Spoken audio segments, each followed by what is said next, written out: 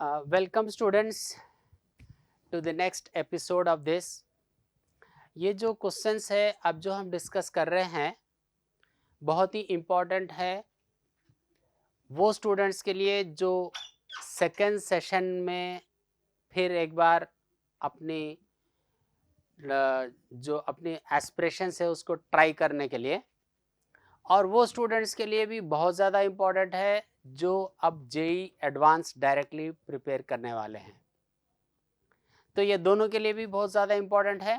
Questions को observe करते जाइएगा और सॉल्व करिए। और अगर मान लीजिएगा आपको किसी तरह से मेरे क्वेश्चंस के डिलीवरी में कुछ शॉर्टकट दिखाई दिया, मैं शॉर्टकट तो करूँगा ही, क्योंकि मैं एक्सपेक्ट करूँगा कि हाँ आपने ये सब कुछ पढ़ा है तो इसके लिए मैं कुछ शॉर्टकट करूँगा। अगर जहाँ पर भी मैं शॉर्टकट कर रहा हूँ, अगर आपको वहाँ पर कुछ भी मुझसे डाउट है, पूछना है, तो आप मेरे पर्सनल नंबर पर आप मैसेज कर सकते हैं, मैसेज कर कर पूछ सकते हैं। You are free, I am for you, I am for residence and I want to go to write the number. my number, my mobile number is 98294. I am writing here 98294 और आगे है 39283। आप इस पे व्हाट्सएप कर सकते हैं, हम आपको इसको और डिटेल वीडियो सॉल्यूशंस भी भेज देंगे और आप हमेशा हमसे मिल सकते हैं whenever it is possible. Whenever I am not giving the reply immediately, that means I am busy in some other work, but definitely I like my students, I like to give the response, I will definitely reply on these numbers. So please write your number, write your doubt and write your batch, and all these things are important for me to identify you.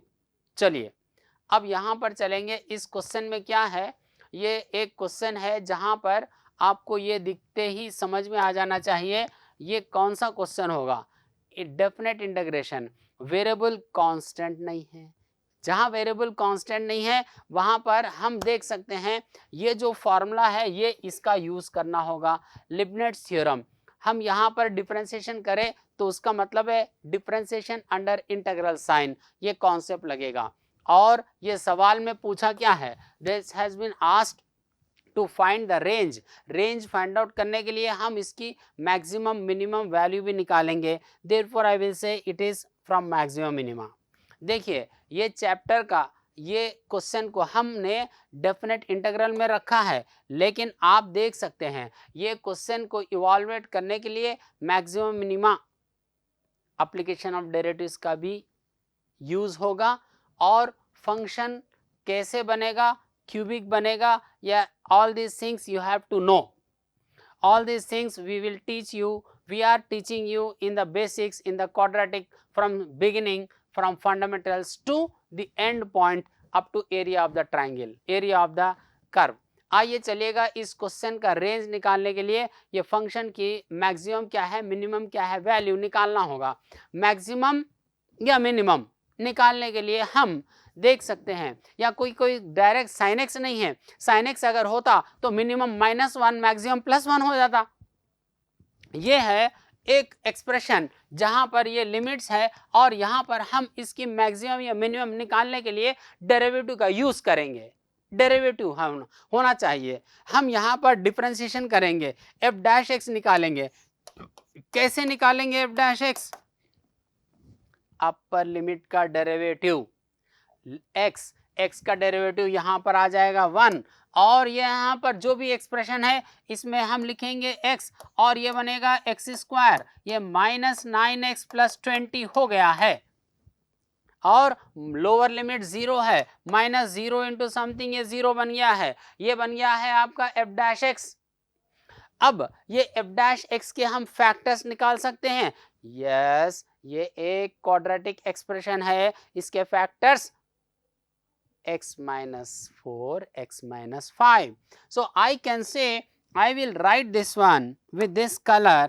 I will say this is x, और यहाँ पर हम देख सकते हैं ये x - 4 और ये x - 5। These are the factors. That means ये डेरिवेटिव कहाँ कहाँ साइन चेंज हो रहा है ये हम यहाँ पर समझने का प्रयास कर रहे हैं. ये 0 पर होगा, ये 4 पर होगा, ये 5 पर होगा. I can say that yes, here it will become plus minus plus minus. This is a decreasing function between minus infinity to 0, and positive indicates increasing function f of x, and decreasing and then again increasing. Without finding the integral, I am going to decide that yes, it is increasing, decreasing in this region. Now I have to see my domain. X is 1 to 5.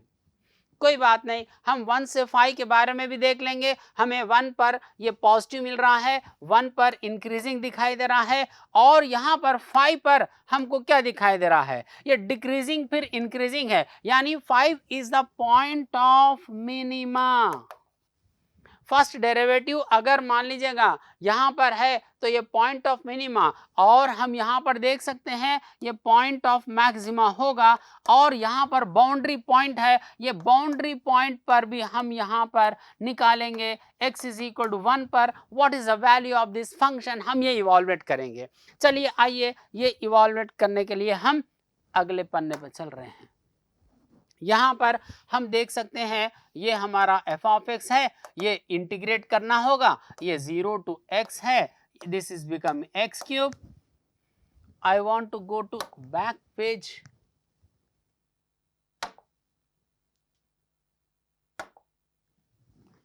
तो ये expression है हमारा t cube 920. चलिए हम लिख रहे हैं यहाँ पर f of x integral t cube minus 9t square plus 20t, इसको हम इंटीग्रेट कर देंगे, लिमिट्स लगा देंगे 0 to x, तो ये बिल्कुल मिल जाएगा. यहाँ पर इट इज x क्यूब यानी x पावर 4/4 बन गया है, माइनस ये cube by 3, I can write 3x cube, और यहाँ पर आई कैन से इट इज 10x स्क्वायर, और यहाँ पर हम लिमिट्स लिख रहे हैं that is 0 to x, therefore you will get this expression.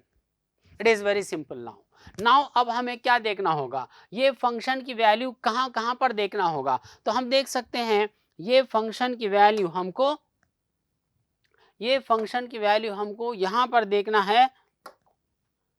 हमको ये फंक्शन की वैल्यू 1 पर देखना है, बाउंड्री पॉइंट है, 4 पर और 5 पर देखना है. I want to go for this 1, 4 and 5.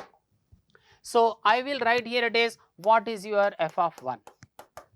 f of 1 की वैल्यू हम बड़ी इजीली इवॉल्वेट कर सकते हैं. ये 7 है 1/4, और यहाँ पर it is 7, 1/4 7, that is I think 29/4. उसके बाद में हमको f of 4 देखना होगा. f of 4 यहाँ पर देखें तो दिस इज इक्वल टू यहाँ f 4 power 4/4, that is you can write 4 cube minus 3 into 4 cube. It is very easy. 10 into यहाँ पर it is 4 square. If you wish you can take 4 cube as common, और यहाँ से अगर 4 cube common निकाले तो ये -2 into 4 cube होगा. ये -2 into 4 cube I am evaluating. I need not evaluate this also. You have to evaluate this. If I write 4 square as common, then it will become 7. Sorry of course 8. तो ये एक मिल गया है. 4 मतलब यहाँ पर आपको मिल गया है, यहाँ पर 4 is 32 plus 6 you will get 5 256 right. तो उसके बाद में हम यहाँ पर देख सकते हैं f ऑफ हमें 5 निकालना होगा. I want to go to this page again. यहाँ पर हम देख सकते हैं ये हमें f ऑफ 5 चाहिए. f ऑफ 5 पर तो मिनिमम होगा ही होगा, तो आई can say that f of 5 निकाले अगर, तो here I am putting here 5. ये of course easily हम कॉमन निकाल सकते हैं. ये 5 square if I take common then I will get 5/4. यहाँ पर I can write here it is minus 3 into 5, और यहाँ पर अगर देखें प्लस 10. तो और एक बार 5 कॉमन निकाल लो, ये 125 होगा. यहाँ से इवॉल्वेट करेंगे 1/4, और यहाँ पर -25 plus 2. You can easily evaluate this value. ये 3 वैल्यूज हमको यहाँ पर मिल जाएंगे। ये 3 वैल्यूज से आपको यहाँ पर आंसर डिसाइड करना होगा। ये क्या हो सकता है, ये आंसर आप यहाँ पर देख सकते हैं। यहाँ पर you will get something as 125 divided by 4।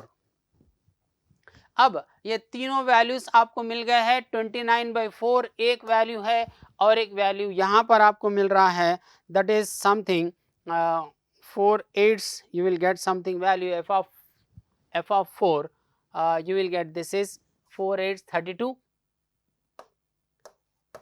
तो you will get the 3 values। ये 3 वैल्यूज में हमको यहाँ पर देखना होगा मैक्सिमम क्या है, मिनिमम क्या है। तो हम देख सकते हैं 29/4 is the least value and 24 ये अगर देखें तो this is the largest value. तो हम यहाँ पर देख सकते हैं ये, तो I will say here it is maximum and minimum value, maximum और यहाँ से मिनिमम वैल्यू। एक वैल्यू अगर देखें तो अल्फा है और एक वैल्यू बीटा है। तो ये अल्फा इज एंड बीटा, ये दो वैल्यूज हम इवाल्युएट करेंगे और यहाँ से हम देख सकते हैं 4 times alpha plus beta value evaluate कर लेंगे। क्या अब आप अपने आप इवाल्युएट कर सकते हैं? You will get the result. Yes, this is a very simple question, commonly asked. कई बार ये सवाल आ चुका है, इसी सेशन में आया है। यहाँ पर कॉर्ड विथ मिड पॉइंट निकालना होगा और ये सवाल है mid point of the chord of the ellipse. कभी सर्किल का निकाला, कभी chord with mid point of circle, chord with mid point with parabola, ellipse या हाइपरबोला, कुछ भी पूछ सकता है। ये क्वेश्चन बार बार आ रहा है। I expect that all students are doing, so I kept this question as an easy question। और यहाँ पर ये एलिप्स वाले कॉन्सेप्ट का यूज करे हुआ है और ये कॉर्ड विथ मिड पॉइंट का फॉर्मूला जानते होंगे आप लोग, बता दीजिएगा। क्या हम बोल सकते हैं T is equal to S1 according to your usual notation? T means what? A linear expression. S means that is the quadratic expression for the equation of ellipse, which is starting with x square by a square plus y square by b square minus 1. So हम यहाँ पर देख सकते हैं ये mid point को use कर कर हम T is equal to S1 लिखेंगे। अगर ये T is equal to S1 लिखे तो यहाँ पर हम देख सकते हैं ये पॉइंट यूज कर कर हम लिख रहे हैं। तो I will say here it is 2/5 that is x by 9 plus यहाँ पर it is 1/2 it is y by 4 minus 1 is equal to, I will write here it is S1। ये पॉइंट को यहाँ पर लिखे अगर तो I will write here it is 1/9 4/25 और यहाँ पर 1/4 it is 1/4 minus 1। Of course ये -1 कैंसल होगा। अब इसको इवॉल्वेट कर लीजिएगा। आपको यहाँ पर जो दिए गए ऑप्शंस है उनमें से ऑप्शन मिल जाएगा। ये तो वेरी इजी क्वेश्चन है। I hope you can do this question. Very simple question you can say. Arithmetic progression, nowadays this has been transformed to class 10th। ये क्लास 11 एनसीईआरटी से निकाल दिया गया है, ज्योमेट्रिक प्रोग्रेशन से स्टार्ट हुई है, लेकिन फिर भी ये सवाल आया है अर्थमेटिक प्रोग्रेशन। उसका मतलब ये कितना सिंपल होना चाहिए। यस, ये सिंपल होना चाहिए बिकॉज ऑफ अर्थमेटिक प्रोग्रेशन, लेकिन प्रॉपर्टीज है, लेकिन ट्विस्ट ऑफ द प्रॉब्लम है, इवॉल्वेशन है। अगर एक स्टूडेंट को प्रैक्टिस है तो ये बहुत ही इजी है। अगर इवॉल्वेटिंग में, मैथमेटिकल सिंप्लीफिकेशन में कोई अगर ऐसा डिफिकल्टी फील कर रहा है तो उसके लिए हम कहेंगे ये मॉडरेट वाला क्वेश्चन है। आइए, you must know the properties of arithmetic progression। I want to write the properties। I want to write one property। मान लीजिएगा आपके पास एक सीक्वेंस है, मान लीजिएगा आपके पास यहाँ पर T1 T2 T3 T4, अगर यहाँ पर देखें ऐसी सीक्वेंस है, मान लीजिएगा यहाँ पर T100 तक कोई सीक्वेंस ऑफ टर्म्स है। ये सीक्वेंस अर्थमेटिक प्रोग्रेशन के है। इसका मतलब कॉमन डिफरेंस है, इसका मतलब है फर्स्ट टर्म है और ये सीरीज बता रही है कि ये 100 टर्म्स है। अब प्रॉपर्टी क्या है? तो प्रॉपर्टी हम कुछ ऐसे बता सकते हैं, the first term and the last term, इन दोनों का सम क्या है।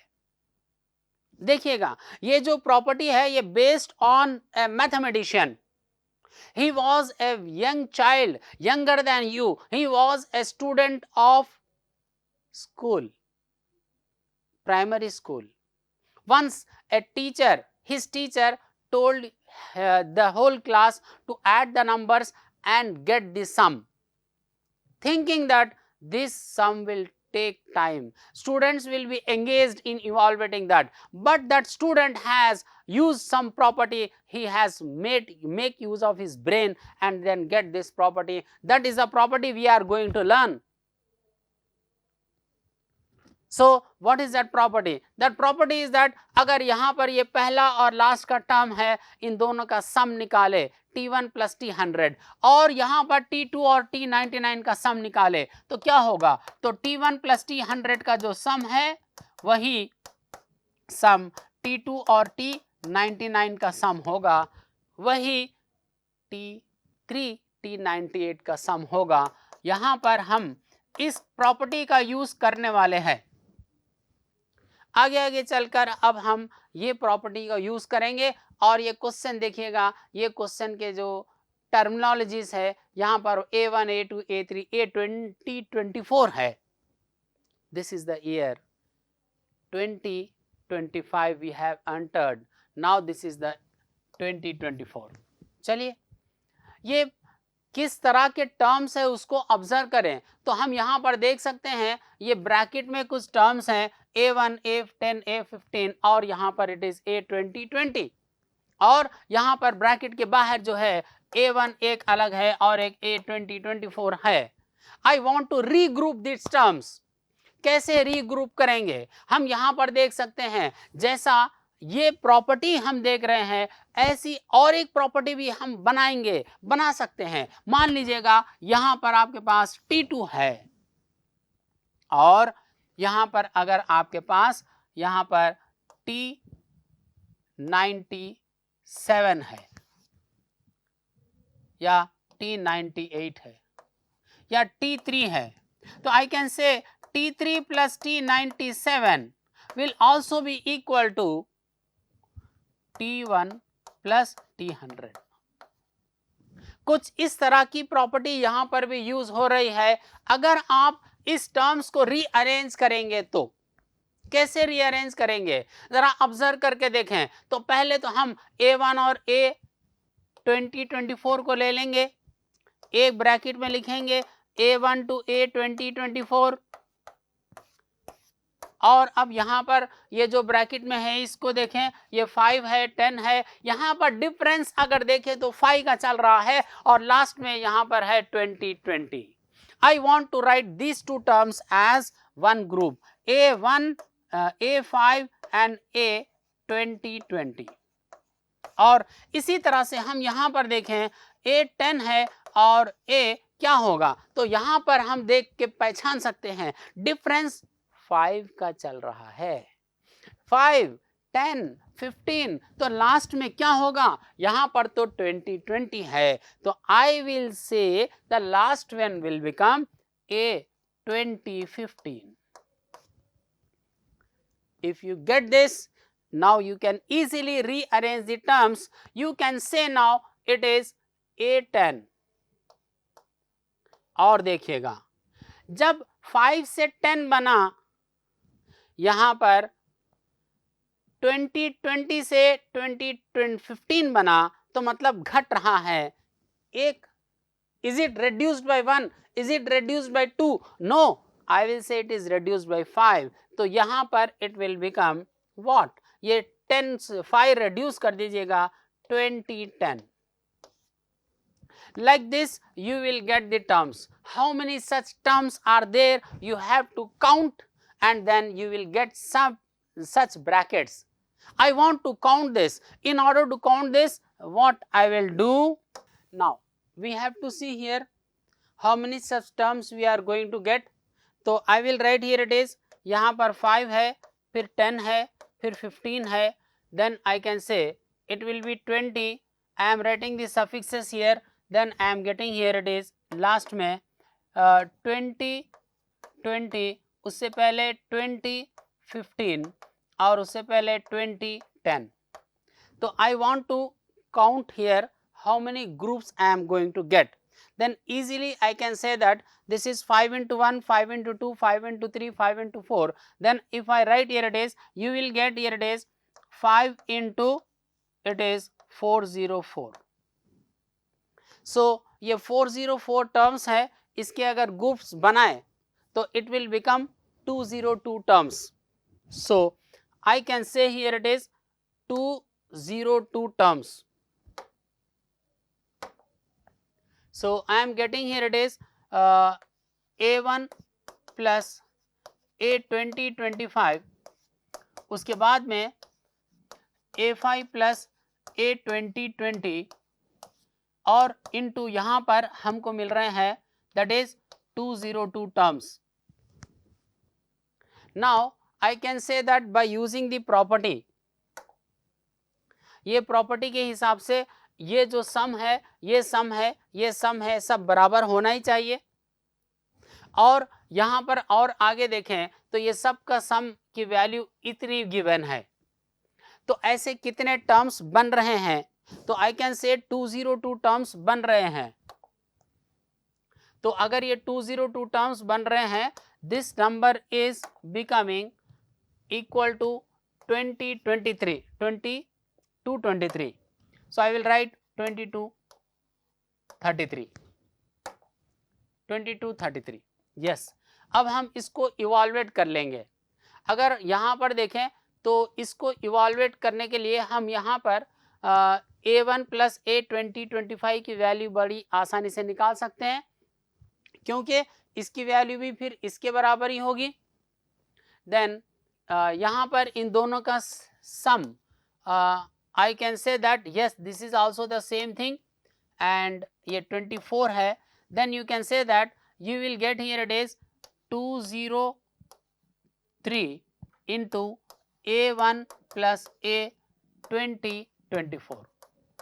This is equal to 2233. Now I will go for the next question. What is the next? I have to evaluate the sum of these terms. ये terms की value को हमको इवॉल्वेट करना होगा. तो अगर ये इवॉल्वेट कर रहे हैं तो क्या होगा? Then I can say that to evaluate this terms I will write here it is property. What is that property? Sum of the terms A1 plus A2 plus A3 plus यहाँ पर हम देख सकते हैं this is up to A2024. I am writing here 2024. So I am getting here the sum of AP. This sum of AP I can write, that is 2024 terms divided by 2 into first plus last, that is A1 plus A2024. Now you can easily get the result of this A1 plus A2024. इसको यहाँ से divide कर दीजिएगा, आपको answer मिलेगा 2024 divided by 2. I hope you can easily get the result. Divide by 203. With this I can say that you have understood this problem. Now let us come to this problem. The problem is of quadratic equation. The most beloved question, the most common chapter. Everybody knows this, but here it is something special, location of roots. Perhaps the last part of our chapter in our sheet. Now this question comes under moderate. It is coming under moderate because we have repeatedly asked this question, you have repeatedly practiced this. Starting from DPP number A7 to till now, starting from the very beginning test, practice test in our residence till the end test, definitely, directly, indirectly, we are coming to this question, this chapter. Let us come to this question. What is this? Exhaustive values of A, all values of A हमें निकालना होगा जहां पर इसके कोई real roots नहीं है. If it is having no real roots, yes, if it is having no real roots, और यहां पर देखना होगा ये क्वाड्रेटिक इक्वेशन के नो रियल रूट्स है, यहां पर एग्जॉस्टिव वैल्यूज ऑफ ए पूछ रहे हैं, यहां पर हमें देखना होगा, I want to correct this, a must be real. I will say that यहाँ पर A is belonging to real. If A is real, now let us come to this question. With real coefficients, roots are imaginary. अगर coefficients real है तो roots imaginary का condition हमको याद होना चाहिए, डिस्क्रिमिनेंट पर डिपेंड होगा, डिस्क्रिमिनेंट नेगेटिव होना चाहिए. आइए चलिएगा हम इसको एक ऑर्डर में लिखेंगे. हम यहां पर देख सकते हैं it should be in the now of in the way of ax square plus bx plus c equal to 0. इसका डिस्क्रिमिनेंट नेगेटिव होना चाहिए. That is what I am writing here. This is 2x square plus यहां पर it is a minus 5x plus 15 minus 3a equal to 0. Now this discriminant must be negative, then only I will get real imaginary roots. Now if it is discriminant, then I will write b square minus 4ac. I will write here it is, this is giving me a minus 5 whole square minus 4 times 2 times it is 15 minus 3a is less than 0. I can very easily say yes, यहाँ पर हमको बहुत ही एक common factor दिखाई दे रहा है. ये problem बड़ी आसानी से सॉल्व हो जाएगा. ये प्रॉब्लम में हम 3 कॉमन निकालेंगे. यहाँ फैक्टर में 3 कॉमन निकल गया, ये बन गया a माइनस 5 का होल स्क्वायर, और यहाँ से 3 कॉमन निकाले. Not only 3, if you agree I will take minus 3 as common. Then I will say here it is 4 into 2 into, ये minus 3 common है, a minus 5 is less than 0. I can say यहाँ से a minus 5 एक factor बन गया है और एक फैक्टर यहाँ से बनेगा, that is a minus 5 plus यहाँ पर देख सकते हैं that is I can write 24 is less than 0.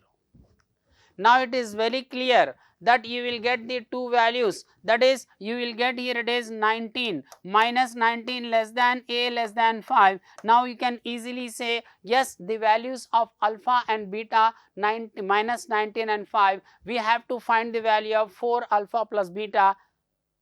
I hope you can get the answer. 4 into minus 19 plus 5 gives you the answer here, which is in this option. I hope you got. Let us come to this new question. It is something in terms of logarithms. We are very fond of writing logarithms. We ask you frequently the questions of logarithms not only in JEE Main but also in advanced. Previously you saw a question on logarithms, system of equations and logarithms. Coming to this question, यहाँ पर भी ये logarithm वाला question, ये लग तो रहा है logarithm वाला question, लेकिन देखिएगा यहाँ पर क्या condition है. x पर x क्या है, x एक नेचुरल नंबर है, 0 भी हो सकता है. ये x के बारे में देखना होगा. ये log y है, यहाँ पर ये x को हम पावर में ले जाएंगे. अगर ये है ऐसा तो हम लिख सकते हैं log y is equal to, ये बन जाएगा log यहाँ पर 2/5 पावर x. यहाँ पर 2 जगह पर log है. log is a 1-1 function. You can easily remove the log. यहाँ से log remove करने पर y is equal to 2/5 power x है. It looks it is a graph, but what is being asked? Sum of the values of y. y के values का सम निकालना होगा। यहां पर y के वैल्यूज का सम निकालने के लिए ये क्या वैल्यूज है वो देखना होगा। वो डिपेंड किस पर करेगा? x। ये x क्या है? ये x नेचुरल नंबर है या नहीं तो 0 है। I will say x will become 0 1 2 3 4। I will get the values of x, value of y is equal to this power 0, y is equal to this power 1, y is equal to this power 2 3. I will get how many values? I have written 4 values. I can write 4, I can write 5. How many such? I will get infinite values of y. ये all infinite values of y क्या है? इसका सम निकालने वाले अब हम। तो यहाँ पर देखिएगा सम निकाल रहे हैं, that is 2/5 power 0, that is 1, और यहाँ पर 2/5 power 1, और यहाँ पर 2/5 power 2 है, और आगे है। ये तो कुछ जानी मानी सीरीज बन रही है, ये तो कुछ ज्योमेट्रिक प्रोग्रेशन बन रही है। GP, we know the GP, we know the sum of GP, a upon 1 minus r. What is a? A is the first term, power is 0. A is 1. What is the common ratio? I can say 2/5. Yes, I am writing the answer. I am writing the formula first of all. A by 1 minus r. Then I will say here this is 1 upon 1 minus 2/5. ये इवॉल्वेट कर लीजिएगा, denominator में it will become 3/5 and the whole expression will become something like 5/3, which comes in this option. I hope you got this. चलिए, this is the question. ये question circle का है। Circle बड़ा आसान चैप्टर है। इस आसान चैप्टर का हमने जो सेलेक्ट किया है या हमने जो देखा है, ये एक टफ क्वेश्चन है। आसान चैप्टर के क्वेश्चंस टफ क्यों बनते हैं? कॉन्सेप्ट आसान है, यहाँ का फॉर्मूले रिपीट हो रहे हैं, इसलिए ये सब्जेक्ट आसान है, ये टॉपिक आसान है। लेकिन यहाँ से इवॉल्वेट कर निकालना टीडियस होगा। यहाँ से इवॉल्वेट कर न्यूमेरिकल वैल्यू और उसके करेक्ट आंसर तक पहुंचना लॉन्ग प्रोसेस होगा, टाइम कंज्यूमिंग एक बहुत ही बड़ा चैलेंज है। टाइम को सेव करना इम्पॉर्टेंट है एक IIT JEE एस्पिरेंट के लिए। इस एंगल से ये क्वेश्चन डिफिकल्ट हो सकता है। चलिए, अब क्या कह रहे हैं? एक circle is passing through these 2 points. The line is passing through the center of the circle. Find the length of the shortest chord passing through the point. जाना माना प्रॉब्लम है। देखिए, इस प्रॉब्लम के डाटा को जरा ऑब्जर्व करें तो ये प्रॉब्लम और ज्यादा शॉर्ट होगा। ये प्रॉब्लम में ये सर्किल्स है, यहाँ से सर्किल यहाँ से पास हो रही है, हम इसको दोनों को ड्रॉ करेंगे। ये पॉइंट्स एक है 0,2। I like this point 0,2। I like 2,4 also. I am not drawing downwards, I am not drawing up, I am drawing with a horizontal line. What is in my mind? I am imagining that there is a x-axis, a horizontal line is x-axis on the board which I have not drawn. But you all know, yes, x-axis is horizontal, y-axis is vertical, और यहाँ पर y coordinate 2 है, ये भी 2 है। इसका मतलब यहाँ पर अगर देखें तो ये 4,2 है।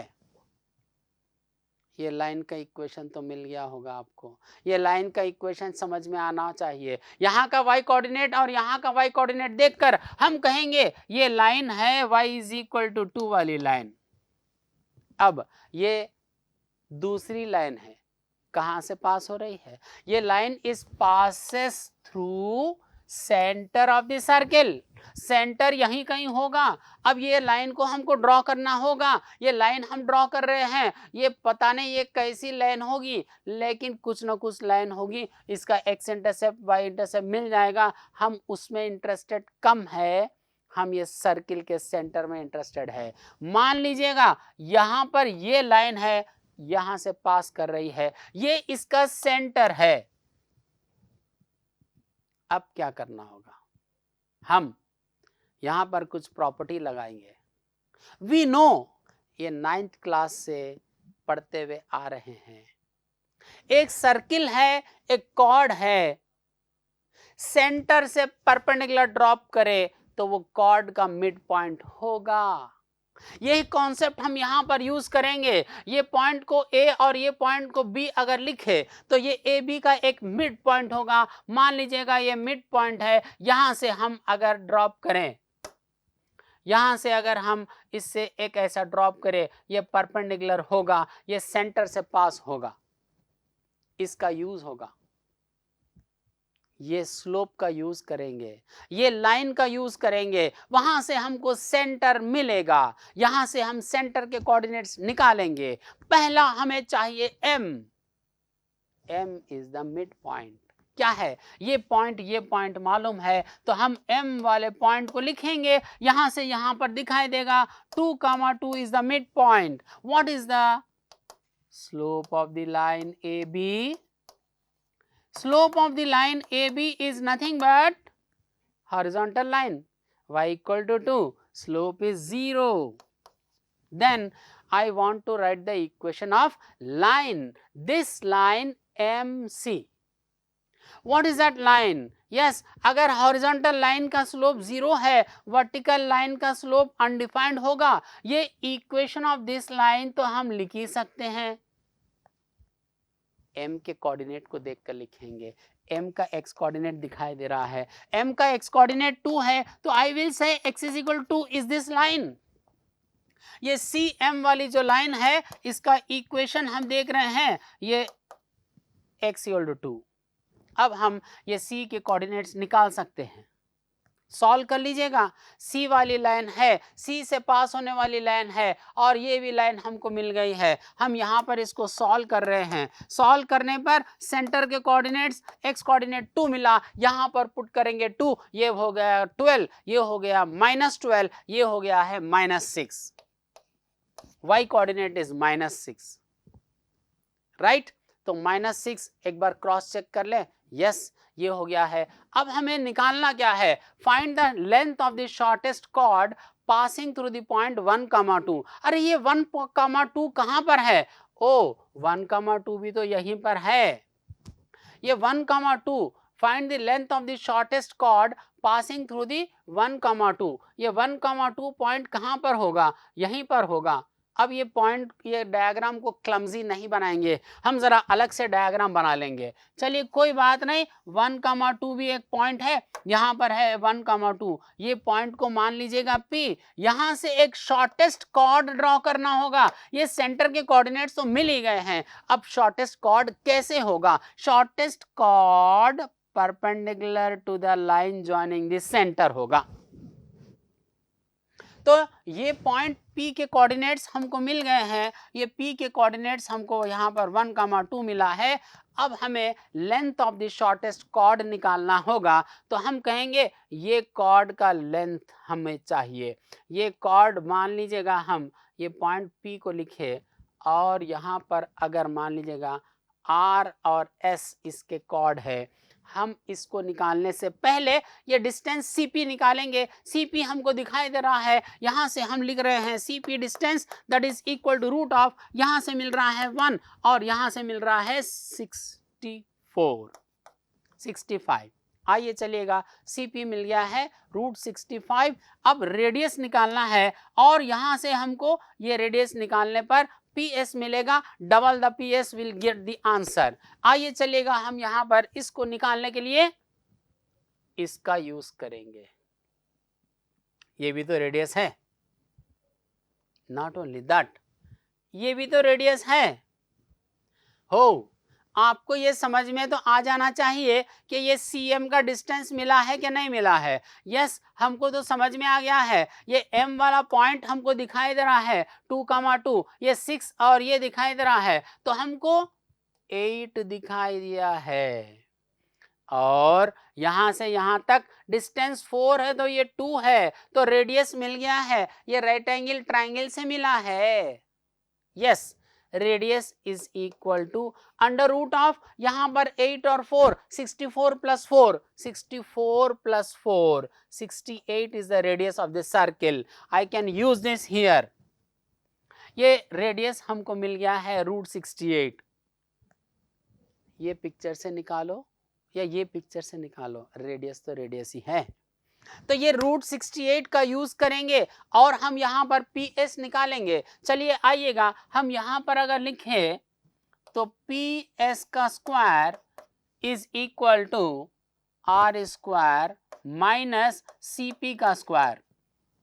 R स्क्वायर 68 है, यहां पर 65 है, 68 और 65 का माइनस कर देंगे तो हम जगह बचाने के लिए इसको 3 भी लिख सकते हैं. तो PS की वैल्यू √3 मिली है, और अगर ये √3 मिली है तो यहाँ पर लिख दीजिएगा √3, तो ये भी √3 होगा और ये पूरा डिस्टेंस 2√3 होना चाहिए. I hope you obtained the answer.